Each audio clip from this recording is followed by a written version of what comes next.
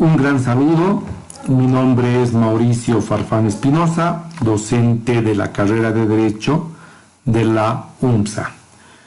Para continuar con nuestras clases, ahora nos toca ver el capítulo tercero que se denomina de las proposiciones descriptivas. Antes, como preámbulo, es recomendable que todos los postulantes y estudiantes tengan un método de aprendizaje que necesariamente debe tomar un tiempo, y ese tiempo tiene que ser sujeto a una planificación, y esa planificación tiene que estar debidamente organizada con el objeto de que podamos aprender, analizar, captar y sobre todo memorizar algunos conceptos y algunos autores que necesariamente van a ser sujetos a nuestro examen.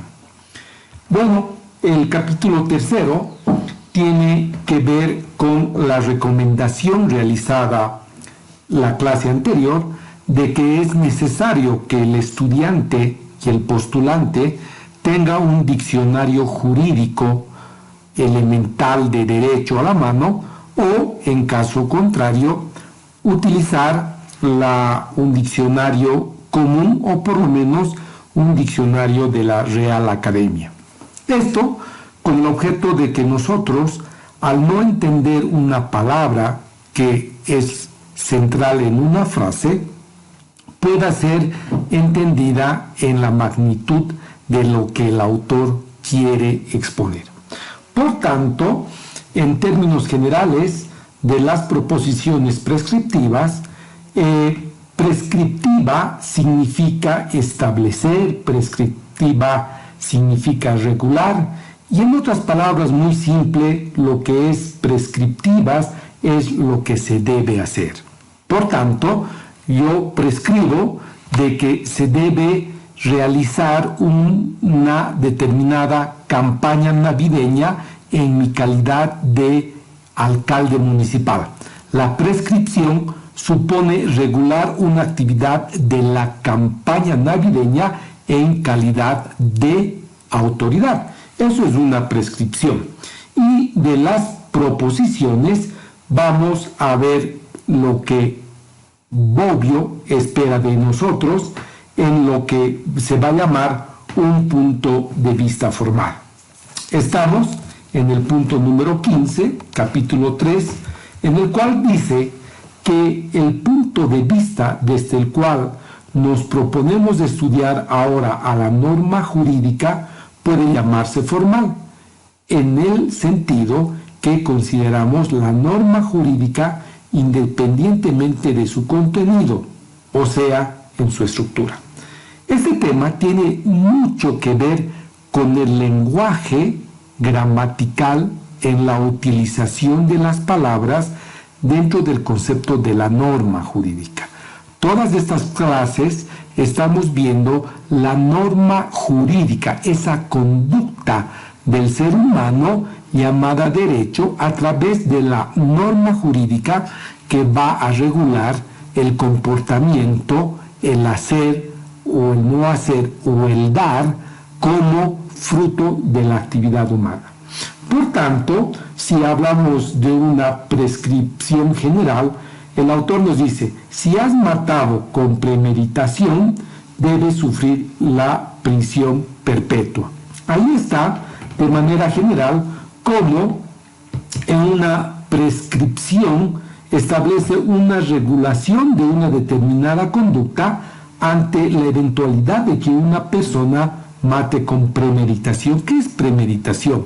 Con alevosía, con fuerza, con dolo. Entonces, obviamente, cuando uno actúa de manera dolosa, con malicia, con premeditación, obviamente en el ejemplo deberá sufrir una prisión perpetua. Eso es una proposición descriptiva de lo que vamos a ver, y obviamente es necesario que nosotros tengamos presente de que el abogado, el estudiante de derecho, tiene que tener primero un lenguaje propio, dos, un lenguaje técnico. Y tercero, el derecho supone su propio lenguaje para exponer y expresar las ideas de la norma jurídica. Si ustedes, solamente como ejemplo, van a una atención médica, nunca el médico les va a hablar en términos normales, porque le puede decir tienen una laringitis crónica, lo que para nosotros puede ser un simple o un dolor de garganta. En el derecho supone lo mismo, porque el lenguaje técnico que ustedes van a aprender a partir del concepto de la teoría general del derecho es precisamente introducirlos a un lenguaje que durante su vida académica como universitario van a ser preparados en las diferentes ramas del derecho para determinar su propio lenguaje. Entonces, lo que se viene será el objeto de nuestro estudio, la norma jurídica en su estructura lógica lingüística. Perfecto, eso ya lo hemos dicho. Frente al conjunto de normas jurídicas, nuestro problema será preguntarnos qué tipo de proposiciones son ellas y si son proposiciones prescriptivas y de qué tipo son esas proposiciones. ¿Qué clase de proposiciones prescriptivas comprenden? Entonces, obviamente van a haber proposiciones prescriptivas permisivas, prohibitivas, sancionatorias, etcétera, etcétera. Entonces, este tema nos está hablando en manera simple cómo la norma jurídica va a expresar al individuo la forma y cómo debe comportarse. Entonces, dentro de lo que nosotros queremos que ustedes aprendan es de que por formalismo jurídico se entiende una consideración exclusiva del derecho como forma, aunque la polémica antiformalista no distingue siempre un tipo de formalismo del otro, o a causa de ello surge una gran confusión bajo el nombre genérico de formalismo jurídico. El autor cree que se debe comprender tres teorías diferentes que tienen diversos puntos de vista en la forma como se van a expresar estas proposiciones prescriptivas. Entonces, estas van a ser rechazadas, van a ser argumentadas y las vamos a ver de la forma en que Bobbio la va a expresar. Entonces, ¿cuál es el primer punto de vista con referencia a esta? Un primer tipo de formalismo en el derecho es el que se llama formalismo ético.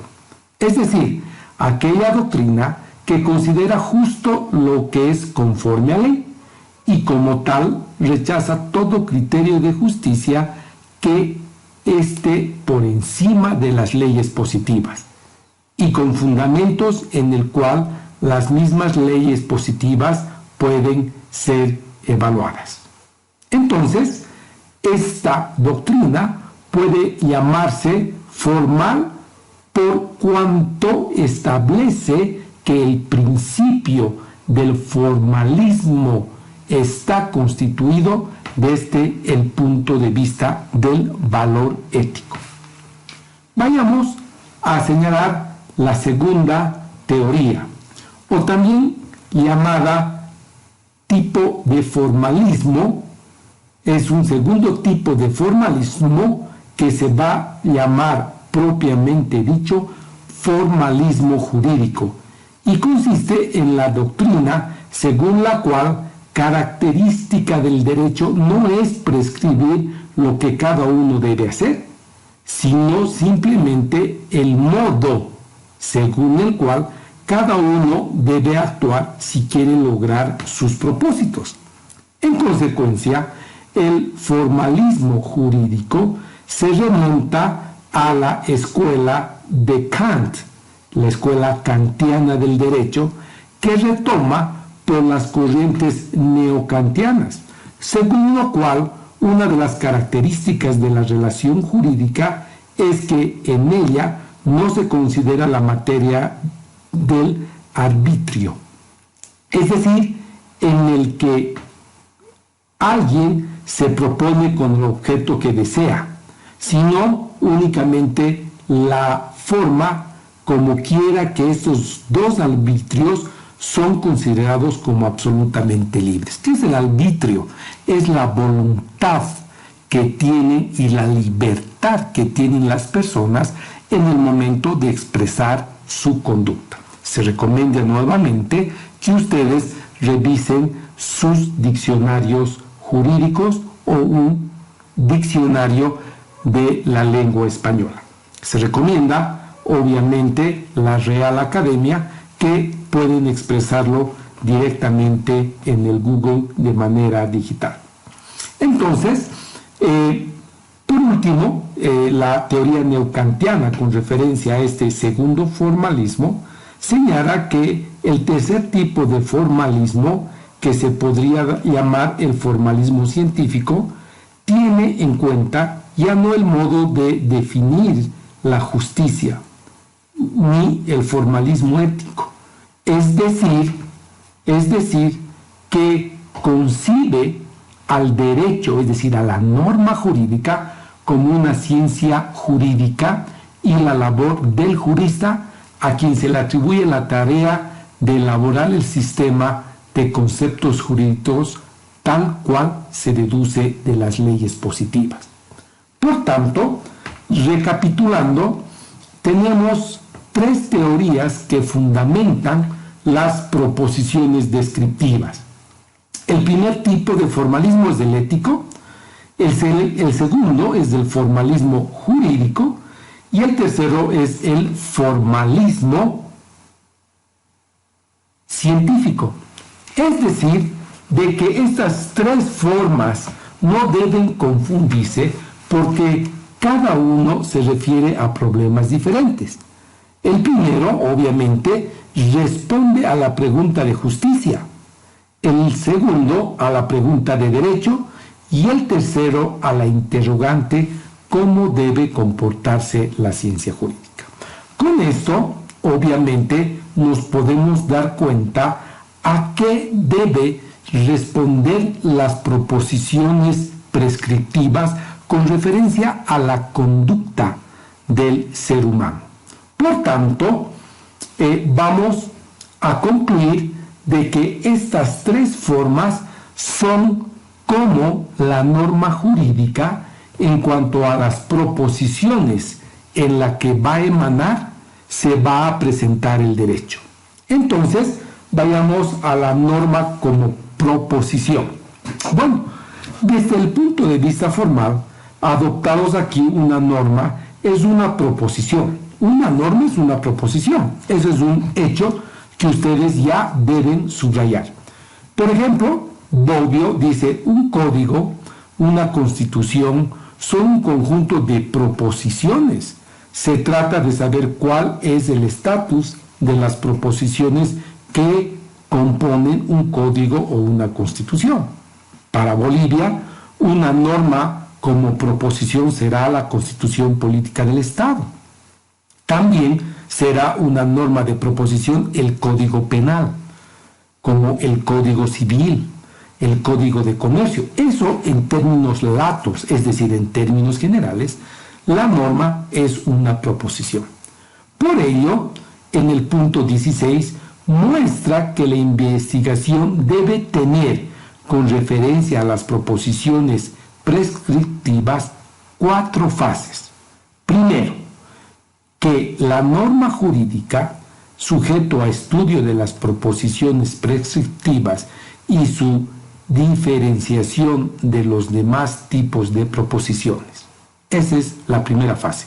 Segundo, que la norma jurídica en cuanto a las proposiciones deban tener un examen y crítica de las principales teorías basada en la estructura formal de la norma jurídica.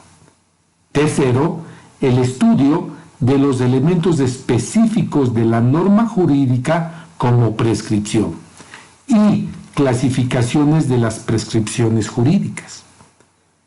Por proposición, y esto también pueden sacar de un diccionario jurídico, pero para Bobbio se entiende que debemos entender por proposición un conjunto de palabras que tiene un significado entre sí, es decir, es un conjunto. La forma más común de una proposición es lo que en la lógica clásica se llama un juicio, que es una proposición compuesta de un sujeto y de un predicado, unidos por una cópula. Por tanto, ¿por qué tenemos que nosotros estudiar el lenguaje y por qué el derecho tiene que tener un lenguaje técnico a partir de la construcción de proposiciones? Porque las proposiciones solamente son juicios. Por ejemplo, quien de manera dolosa, con alevosía, con ensañamiento, quitare la vida a otra persona, tendrá una sanción de 30 años de reclusión. Eso es un juicio, eso es una proposición. Y el derecho tiene que ir a las proposiciones porque cada proposición, cada forma del lenguaje escrito y hablado va a configurar una norma jurídica.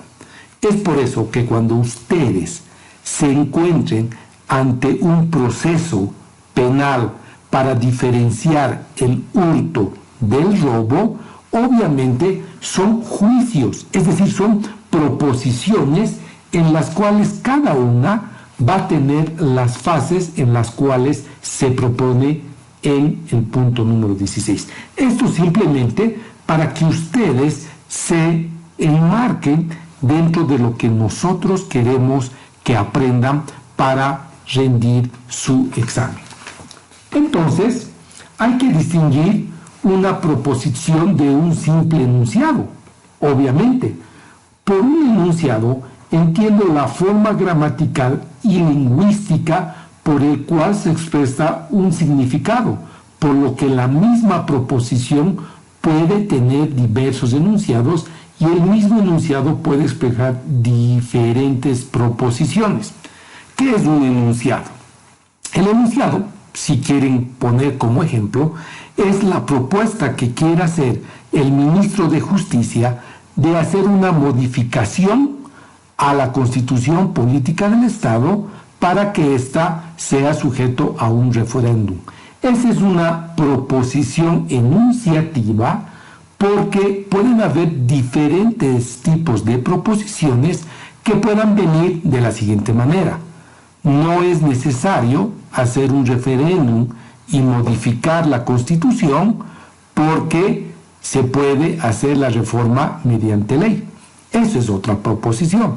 Segundo, puede ser una proposición enunciativa de que solamente el órgano legislativo puede proponer la modificación a las leyes. Esas son proposiciones enunciativas que obviamente tienen que ser tomadas en cuenta. Cuando decimos que una norma jurídica es una proposición, queremos decir que es un conjunto de palabras que tiene un significado, con fundamento en lo que hemos dicho atrás. La misma proposición normativa que puede formular con diferentes enunciados.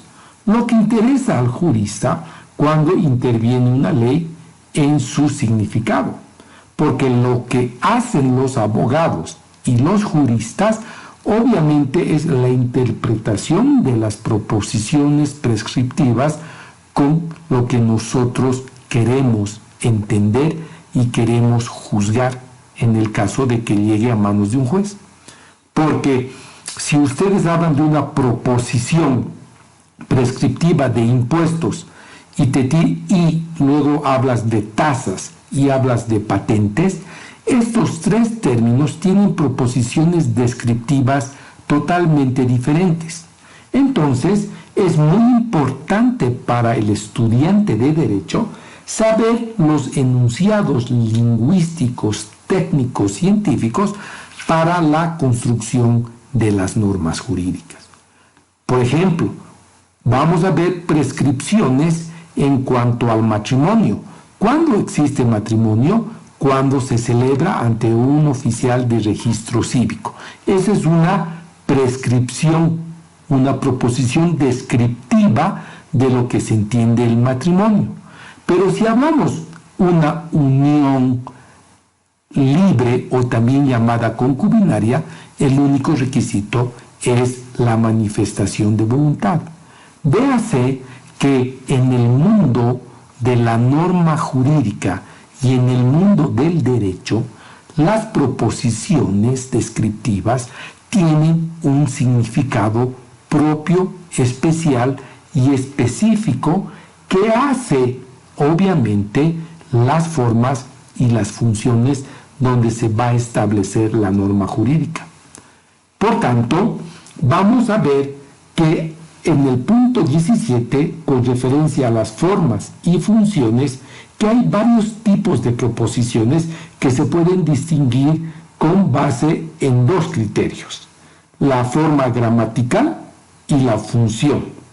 Entonces, según la forma gramatical, las proposiciones se distinguen principalmente de declarativas, interrogativas, imperativas y exclamativas.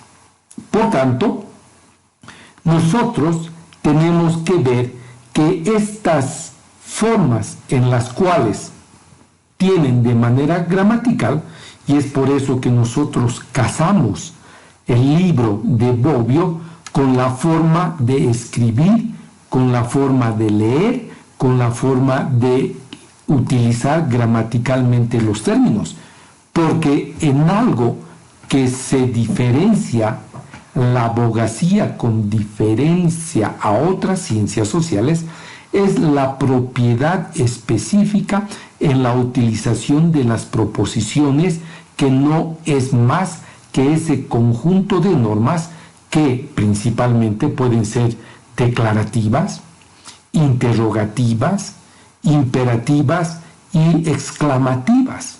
Y para eso no vamos a repetir y no vamos a dar los ejemplos que están contemplados en el punto 17. Entre todos los tipos de proposiciones, a nosotros nos interesa de manera particular los mandatos. Los mandatos, es decir, proposiciones cuya función es, como veremos mejor enseguida, influir en el comportamiento ajeno para modificarlo. A eso se llama mandatos. Nuevamente, reitero que tienen que tener un diccionario a la mano para determinar qué es un mandato. Por tanto, en las formas y funciones, las proposiciones que nosotros tenemos que empezar a estudiar y empezar a analizar son las proposiciones que emergen de los mandatos, porque los mandatos nos van a dar manifestaciones imperativas de lo que se hace o lo que no se hace. Entonces, los mandatos es como vamos a ver con referencia a los ejemplos que ya hemos dado. Por ejemplo, en el libro, Bobbio hace una referencia al artículo 566 del Código Civil que dice: al padre y la madre heredan los hijos legítimos en partes iguales. Esa es una proposición y es un mandato, porque la intención de que pronunció esta fórmula no fue la de dar una información, sino de imponer una serie de comportamientos. Se trata manifiestamente de una proposición declarativa en función del mandato. Voy a hacer un ejemplo de la legislación boliviana. A la muerte del padre y de la madre y ante la ausencia de un testamento, se abre la sucesión hereditaria. Este ejemplo es una proposición de carácter de mandato porque aquí tenemos que ver los presupuestos de la proposición descriptiva. Cuando muere el padre y la madre, ante la ausencia de un testamento, se abre la sucesión legal. La hipótesis es, muerto el padre y la madre, ante la ausencia de un testamento, se abre la sucesión hereditaria. ¿Y qué es la sucesión hereditaria? La sucesión hereditaria es un derecho y obligaciones que tienen los hijos o los parientes directos consanguíneos de las personas que mueren para, obviamente, adquirir los derechos y obligaciones de estos, o lo que normalmente se llama una herencia. Eso es lo que nosotros podemos parametrizar, lo que nosotros queremos que ustedes aprendan en estos cursos. Las tres funciones. Como se cree, pueden distinguir tres funciones a las cuales hace referencia la página 43, numeral 18, al señalar que las funciones del lenguaje son descriptivas, expresivas y la prescriptiva. Estas tres funciones dan origen a tres tipos de lenguaje bien distintos, aunque no se encuentren en la realidad en estado puro. Por tanto, por ejemplo, las prescriptivas es un conjunto de leyes o de reglamentos, un código, una constitución. Son los ejemplos que nosotros habíamos dicho. Pero si hablamos de una prescripción descriptiva, de una proposición descriptiva, estamos hablando propio de un lenguaje científico que consiste en dar una información, en comunicar a otras ciertas informaciones, en la transmisión del saber. Es decir, en suma, es un hacer conocer. Obviamente, estos tipos y estas características en la utilización del lenguaje siempre están acompañados de otro tipo de proposiciones, de acuerdo al ejemplo que ya hemos dado. Ustedes podrán tener un conjunto de ejemplos ya dados en la página 44, que solamente deben ser ejercitados para darse cuenta de las funciones descriptivas, expresivas y de las prescriptivas. ¿Cuáles son las características de las proposiciones prescriptivas, que es el objeto del tema número 3? Uno de los problemas que más ha comprendido a los lógicos contemporáneos es la distinción entre proposiciones descriptivas y las prescriptivas. Obviamente, en términos generales, las descriptivas son aquellas que van a decodificar algo, que van a describir algo, y las prescriptivas son las que van a emitir un mandato. Pero veamos por qué se tiene que estudiar esto y dónde ha surgido el análisis de las proposiciones. Si se preguntan por qué tenemos que estudiar esto, por qué este tipo de proposiciones, sean descriptivas y sean prescriptivas, van a emanar el conjunto de normas jurídicas que ustedes van a estudiar. Si hablamos del derecho laboral, de una manera descriptiva, tendremos que saber quién es el obrero. El obrero va a ser el asalariado. El obrero va a ser el que ejerce una dependencia de un superior. El obrero va a depender de un salario. Eso es una proposición descriptiva, porque ¿quién va a ser el empleador? El empleador va a ser el empresario. El empresario va a ser el que le pague. El empresario puede ser el Estado o una persona privada. Entonces, si nosotros no aprendemos proposiciones en cuanto al lenguaje, obviamente no vamos a tener una formación adecuada de lo que nosotros queremos decir. Y no puedo no puedo entrar a hacer algunos ejemplos porque todavía están en un nivel básico que les permite pensar que las proposiciones descriptivas y las prescriptivas han tenido su origen en Italia. Y ahí tenemos el tema de Scarpelli, que define, cuyo primer capítulo está destinado al lenguaje prescriptivo y lenguaje descriptivo. Bobbio considera que las características que diferencian las proposiciones descriptivas y las prescriptivas se pueden resumir en tres. Respecto de la función, sí, obviamente. B, respecto del comportamiento del destinatario. C, respecto del criterio de valoración. Y nos parece muy lógico estas tres consideraciones porque se refiere a la función, ya que en lo esencial las proposiciones, es decir, las descriptivas, nos van a dar y nos van a informar a los demás. Es por eso que son prescripciones. Y las otras, las descriptivas, nos van a dar un conjunto de comportamiento. Por tanto, con las prescripciones queremos informar a los demás. Y con las prescripciones modificar un tipo de comportamiento. Entonces, estas proposiciones en la utilización del lenguaje radican precisamente en lo que nosotros queremos que ustedes tengan un lenguaje técnico. Y en la página 47.20 habla de las proposiciones descriptivas se pueden reducir a proposiciones descriptivas.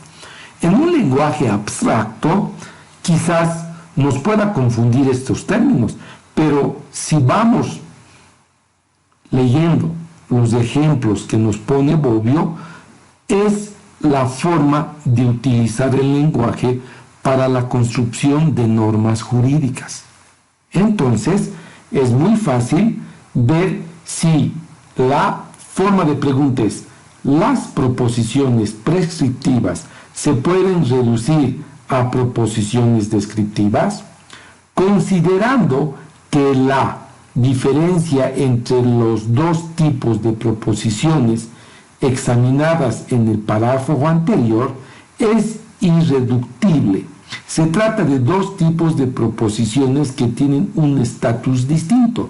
Por tanto, el autor dice que no, que inicialmente que no se podría reducir un tipo de proposición a la otra porque tienen un estatus distinto, pero no debemos dejar pasar el silencio de las series de tentativas de las reducciones que se han producido en las diferentes escuelas, principalmente las de los autores que están señalando obviamente la forma como se van a expresar.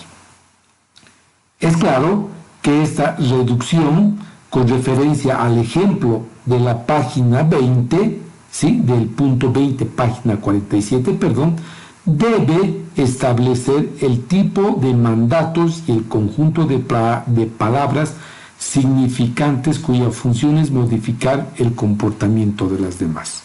Como verán, estas formas y estos ejemplos a los cuales nos estamos sometiendo en el análisis tiene que ver una relación con el tipo de lenguaje que nosotros estamos utilizando, porque el arte de la abogacía está obviamente en referirnos a la forma en la cual nosotros hablamos, nosotros articulamos un conjunto de mandatos a partir de la norma.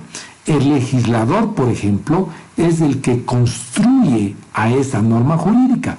El juez será quien interprete y el abogado será quien la aplique. Por tanto, lo que nosotros tenemos que ver que todo este lenguaje de proposiciones prescriptivas tiene un vínculo relacionado con la construcción de la norma jurídica. Y estos conceptos lingüísticos son elementales porque no podemos, por un ejemplo,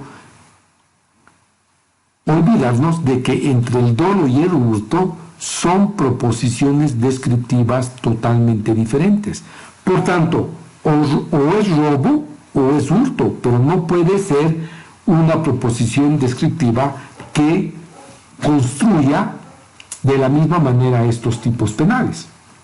Entonces, es necesario añadir y considerar que una ley permanentemente en el tiempo y, como dicen algunos juristas, durante su existencia, se separa de la voluntad del legislador y continúa con su función de mandato inmediatamente de la valoración que le dieron el origen. Voy a poner un ejemplo. Cuando se tuvo el Código Santa Cruz de 1834, el adulterio era un delito. ¿Qué es el adulterio? El adulterio es el esposo o la esposa que mantiene relaciones sexuales con un tercero, comete el delito de adulterio. Eso establecía el Código de 1834, el Código Civil.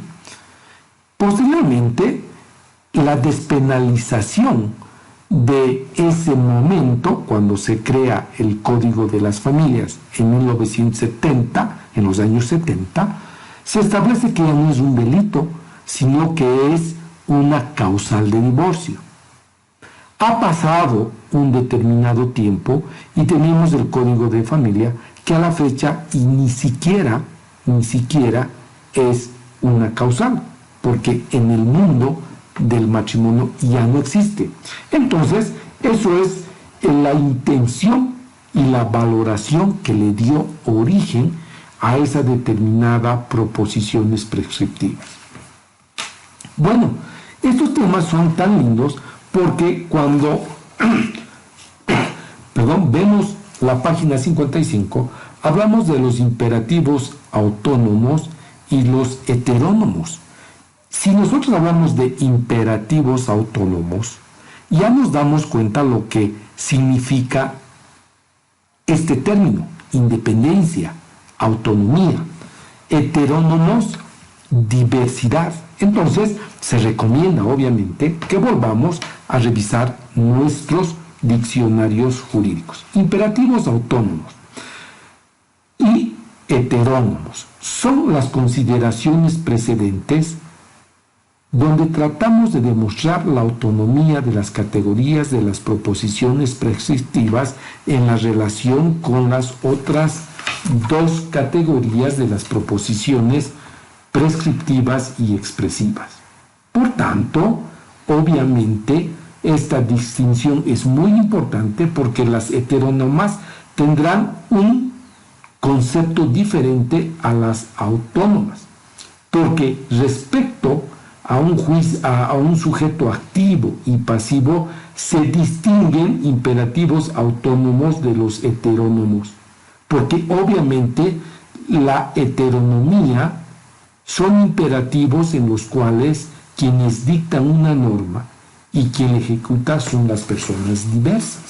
Por tanto, respecto a los ejemplos que podemos encontrar, esa distinción de imperativos es obviamente, y siempre Bobbio va a señalar la distinción históricamente importante que fue introducida por Kant, Emmanuel Kant, de origen alemán, para caracterizar los imperativos formales en su relación con todos los demás imperativos. Para Kant, los imperativos morales, y solo ellos, son autónomos. ¿Por qué son autónomos? Porque están en el fuero interno de la persona.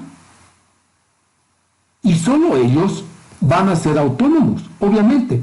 Autónomos porque la moral consiste en los mandatos en que el hombre, en cuanto ser racional, se da a sí mismo, sin recibir de ninguna otra autoridad que no sea su propia razón. Por tanto, una decisión o un pensamiento moral dentro de nuestro fuero interno es totalmente autónomo. Y dice, cuando el hombre, en vez de obedecer a la legislación de la razón, obedece a los instintos, a las pasiones, a los intereses sigue imperativos que lo desvían del cumplimiento de sí mismo. Por tanto, la autonomía de la voluntad es la cualidad que tiene la voluntad de la ley por sí misma. Vamos a poner un ejemplo. Yo quiero celebrar un contrato de compra-venta de un auto. La única persona que puede celebrar es el que tiene el auto y el que quiere comprar, pero no me pueden obligar a comprar un auto que no quiero. Por tanto, el vendedor no puede obligarme a que le compre, porque simplemente o no me gusta el color o no me gusta el modelo. Por tanto, Kant dice que la autonomía de la voluntad es la cualidad que tiene la voluntad de ser ley por sí misma. Muy claro, porque mi decisión, mi querer, mi voluntad se expresa por medio de la manifestación de mi voluntad. Por tanto, esa conducta es obviamente autónoma en lo que Kant nos quiere señalar con referencia a esto. Y también Kant señala que la distinción entre imperativos autónomos y heterónomos tienen importancia para el estudio del derecho porque ha sustituido uno de los muchos criterios de los cuales se ha querido distinguir la moral del derecho. Siguiendo con Kant, se ha dicho que la moral se expresa siempre en imperativos autónomos y que el derecho lo hace con imperativos heterónomos. ¿Y qué es heterónomo? Heterónomo significa que es de aplicación general, donde participan más de dos personas. Por tanto, los imperativos heterónomos han hecho y han solucionado los problemas a los cuales Kant hace una explicación sobre los temas de los imperativos autónomos y heterónomos. Por tanto, la norma jurídica tiene una característica que es heterónoma. ¿Qué quiere decir que es heterónoma? Que es en general, que es para todos, que es de cumplimiento obligatorio. Entonces, la heteronomía es uno de los elementos que se debe aprender y considerar con los imperativos. Para continuar y ya terminar, tenemos los imperativos categóricos o imperativos hipotéticos. Y Kant obviamente señala que los imperativos hipotéticos, estos se distinguen a su vez, según Kant, de las dos subespecies consideradas si el fin de la norma persigue, como dice Kant, es el fin posible o el fin real. Esto es, si el fin es tal de los hombres, puede perseguirlo o no, o también es la obligación perseguir hasta el fin. Otras distinciones de estos imperativos categóricos son aquellos que se prescriben en una buena acción en sí misma, o sea, una acción buena en sentido absoluta que debe ser cumplida sin condiciones, o sea, sin ningún otro fin directamente al cumplimiento de la acción en cuanto a acciones obligatorias. Es el imperativo categórico de no debes mentir, etcétera, etcétera. Entonces, vayamos a los mandatos y a los conceptos porque el tiempo se nos va acabando. Los mandatos y consejos. Los mandatos ya los habíamos expresado, pero el último criterio de distinción que aquí consideramos en el ámbito de las proposiciones descriptivas se relacionan con la fuerza vinculante. Por tanto, un mandato tiene un elemento que se va a convertir en una coacción, en ejecución, y el consejo no, solamente va a ser una consulta. Veamos, esta mayor fuerza vinculante se expresa diciendo que el comportamiento previsto por el imperativo es obligatorio, el mandato, por tanto, es obligatorio, el consejo no. En otras palabras, que el imperativo genera una obligación a la persona a quien ha dirigido.